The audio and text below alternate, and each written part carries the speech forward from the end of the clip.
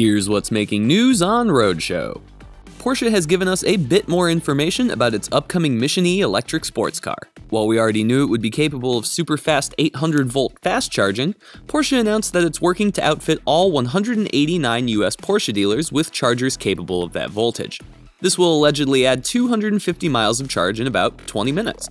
It won't be anywhere near the size of Tesla's supercharger network to start, but it's another important move as Porsche begins to embrace EVs. Rome wasn't built in a day, but it wasn't built for diesel emissions either.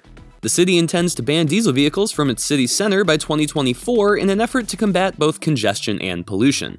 Not only is diesel pollution bad for the environment, it can actually damage thousands of priceless historical artifacts scattered about the city.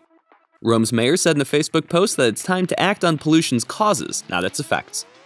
McLaren has something special in store for Geneva. The automaker will show off an MSO carbon theme edition of its new Senna hypercar. The exterior shows off exposed carbon fiber on every body panel with yellow and green accents paying homage to Ayrton Senna's racing helmet. The inside keeps the theme alive with a whole bunch of carbon fiber and a smattering of bright accents.